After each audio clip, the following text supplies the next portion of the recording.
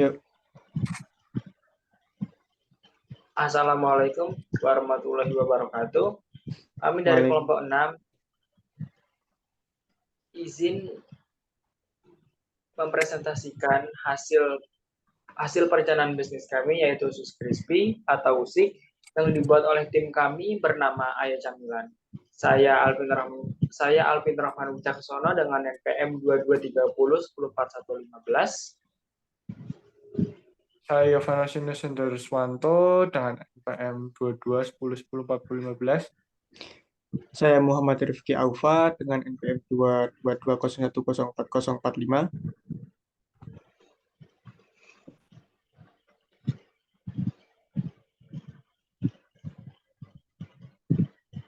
Ya, pada slide ini saya akan menjelaskan tentang executive summary.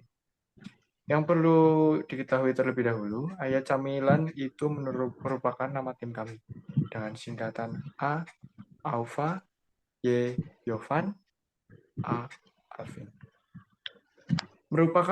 Ayah Camilan merupakan suatu usaha yang bergerak di bidang makanan ringan. Ayah Camilan melakukan transaksi penjualannya secara daring di media sosial dan e-commerce. Hal ini bertujuan dapat mengefisienkan pekerjaan dan menghemat keuangan. Next slide, Mas Alfa. Keunggulan dari usaha ini yaitu tidak menggunakan tambahan MSG pada setiap produk yang dimilikinya. Salah satu produk yaitu Usus Crispy. Produk Usus Crispy ini ketika diberi modal usaha sebanyak 13 juta rupiah akan mengalami payback periode selama 3 tahun 3 bulan. Target pasar yang dimiliki oleh produk ini yaitu kalangan anak-anak hingga dewasa. Business description. USIK adalah produk usus crispy yang dibuat oleh Ayah Camilan dengan berbahan dasar usus ayam segar dan berkualitas.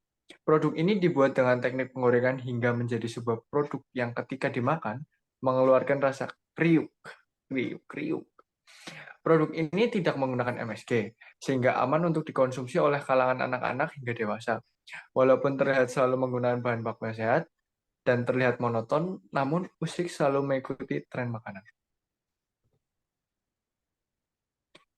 Visi dan misi. Jadi USIK memiliki visi dan misi, yaitu visinya menyediakan makanan ringan yang sehat dengan tetap disenangi oleh konsumen, dan visinya ada tiga. Yang pertama, membuat produk dengan kualitas terbaik dan siap bersaing. Yang kedua, membuat produk yang bisa memberi kepuasan konsumen. Yang ketiga, membuat produk yang selalu bervariasi mengikuti tren dengan tetap menggunakan bahan baku yang. Slide selanjutnya akan dijelaskan oleh teman saya, Mas Auf. Oke, terima kasih Mas Yovan. Selanjutnya adalah marketing. Segmentasi pasar sendiri untuk tren sekarang sedang banyak bermunculan makanan ringan yang berunsur kata crispy. Salah satunya adalah usus crispy atau usik. Namun karena banyak usus crispy yang dijual dengan menggunakan MSG dan jika dikonsumsi secara terus-menerus tidak baik untuk dikonsumsi terutama bagi anak-anak hingga remaja. Maka dari itu kami mengeluarkan produk usus crispy atau usik tanpa MSG dan tentunya lebih sehat. Untuk target pasar dari produk kami adalah kalangan remaja hingga dewasa. Untuk penetapan harga tergantung dari rasa dan varian.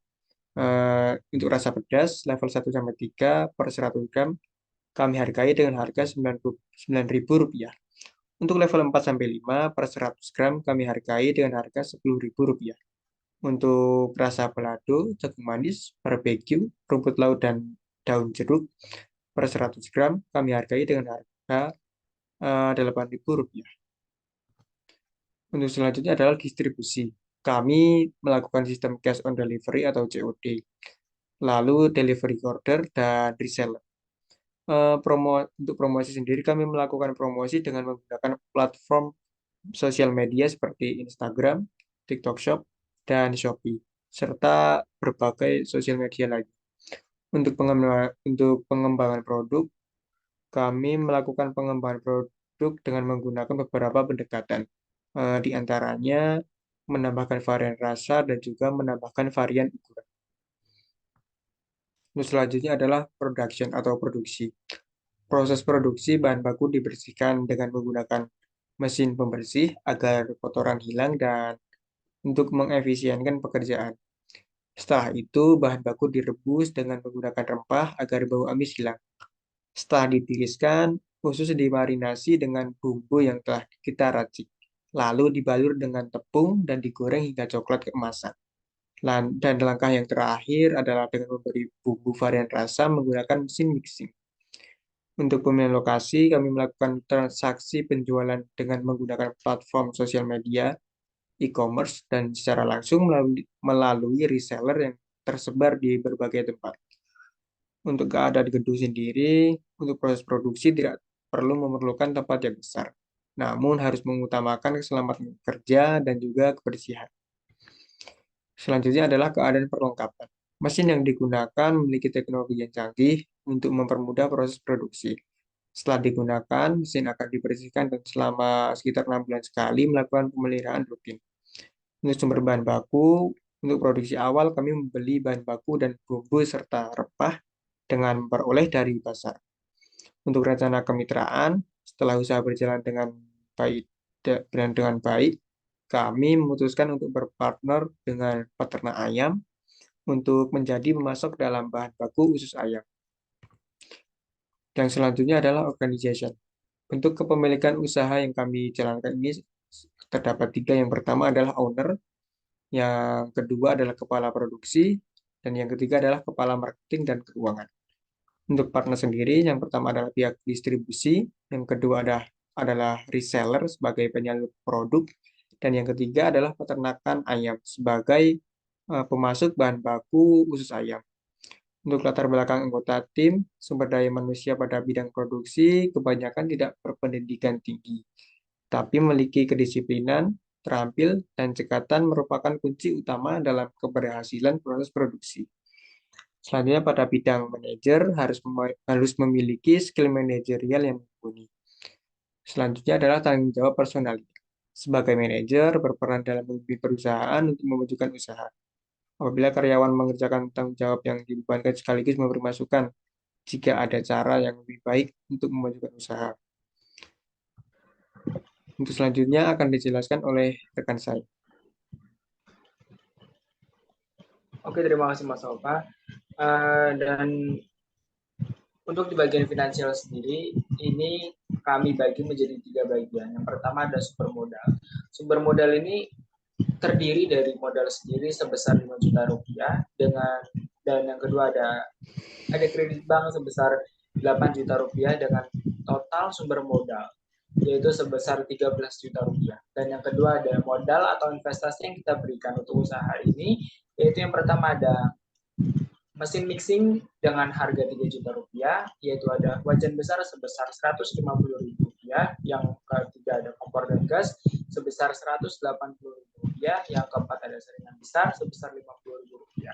Dengan total investasi yang kita keluarkan untuk usaha ini yaitu 3.380.000 rupiah. Dan yang untuk ketiga adalah dana untuk perputaran 1 bulan. Yang pertama ada usus ayam, yaitu sebesar 450 ribu rupiah. Dan yang kedua ada listrik sebesar 1.500.000 rupiah. Dan yang ketiga ada air sebesar 850 ribu rupiah. Dan yang keempat ada bumbu dan rempah sebesar 250 ribu rupiah. Dan yang kelima ada bubuk varian rasa sebesar 100 ribu rupiah. Dan yang untuk keenam ada gaji 2 karyawan sebesar 1.200.000 rupiah, dan yang ketujuh yaitu ada makan 2 karyawan sebesar 600.000 rupiah dengan total dana yang diputar selama 1 bulan yaitu 4.950.000 rupiah. Nah, untuk selanjutnya yaitu ada perhitungan payback period atau sering kita sebut sebagai PP. Dan yang pertama adalah kita asumsikan bahwa kami memiliki cash flow untuk tahun pertama sebesar kas bersih yang kita dapatkan di tahun pertama sebesar 4 juta rupiah, untuk tahun kedua sebesar 4.700.000 rupiah, dan untuk tahun ketiga sebesar 3.500.000 rupiah, Dan untuk tahun keempat sebesar Rp3.100.000 dan untuk tahun kelima sebesar Rp3.200.000. Kami menginvestasikan dengan umur manfaat selama 5 tahun. Maka untuk perhitungan PP yaitu seperti berikut ini. Nilai investasi sebesar Rp13 juta dengan waktu investasi sebesar 5 tahun. Investasi sebesar Rp13 juta dikurangi dengan kas bersih tahun pertama sebesar Rp4 juta dengan nilai sisa yaitu sebesar Rp9 juta. Kemudian Rp9 juta dikurangi dengan kas bersih pada tahun kedua sebesar Rp4.700.000 dengan maka dari itu dengan nilai sisa yaitu sebesar Rp4.300.000. Nilai Rp4.300.000 ini kita kurangi lagi dengan kas bersih pada tahun ketiga sebesar Rp3.500.000, maka dari itu sisanya yaitu sebesar Rp800.000. Maka untuk rumus PPK sendiri yaitu ada sisa perhitungan dibagi dengan kas bersih per tahun dikali dengan 12 bulan. Maka sisa perhitungan yaitu 800.000 dibagi dengan kas bersih per tahun yaitu 3.100.000. Kenapa kita menggunakan angka 3.100.000 ini? Karena nilai dari sisa perhitungan itu kan sebesar Rp800.000 dan untuk kas bersih pada tahun keempat sebesar Rp3.100.000. Maka dari itu Rp800.000 tidak bisa dikurangi dengan angka Rp3.100.000. Maka dari itu Rp3.100.000 ini kita masukkan ke dalam rumus di bagian kas bersih per tahun. Maka Rp800.000 dibagi dengan Rp3.100.000 dikali 12 bulan, hasilnya adalah 0,25 dikali 12 bulan dengan hasil akhir yaitu 3 bulan. Maka untuk PP, untuk usaha ini adalah selama 3 tahun, 3 bulan. Dan untuk selanjutnya ada critical risk atau manajemen risiko. Untuk bagian ini kita bagi menjadi dua. Yang pertama ada masalah yang mungkin terjadi. Yang pertama adalah adanya pesaing yang menjual produk sejenis. Yang kedua adalah adanya selisih harga dari para pesaing. Dan yang ketiga adalah jumlah peminat mulai berkurang. Yang keempat adalah harga bahan baku naik. Dan yang kelima adalah kenaikan inflasi. Dan untuk alternatif dari penyelesaian masalah ini, yang pertama adalah mengembangkan produk yang berbeda dari para pesaing. Contohnya adalah kita memiliki produk khusus crispy yang tidak menggunakan MSG dan lebih sehat. Dan untuk yang kedua adalah meyakinkan konsumen bahwa harga sebanding dengan kualitas yang diberikan. Dan untuk ketiga adalah meningkatkan promosi dengan menggunakan berbagai potongan harga atau diskon. Dan untuk keempat adalah menaikkan harga produk demi menjaga kualitas produk yang dimiliki. Dan untuk kelima adalah mengurangi produksi. Hal ini bertujuan untuk meringankan beban yang dimiliki oleh usaha. Oke, untuk lampiran atau sebagai data, untuk yang gambar paling kiri merupakan data dari harga usus ayam per kilogram. Dan untuk Provinsi Jawa Tengah sendiri ada di kisaran harga sebesar Rp32.200. Dan untuk di gambar kedua atau gambar ke tengah yaitu ada angka persentase dari kenaikan harga cabai merah per kilogram. Untuk Provinsi Jawa Tengah sendiri yaitu ada di kisaran 2,13% per tahun kenaikan inflasi pada komoditas harga cabai merah. Dan untuk gambar paling kanan atau gambar terakhir adalah harga minyak goreng per liter per provinsi. Maka dari itu untuk Provinsi Jawa Tengah sendiri ada di kisaran harga sebesar Rp17.950.000. Sumber data ini kami ambil dari data BPS. Oke, untuk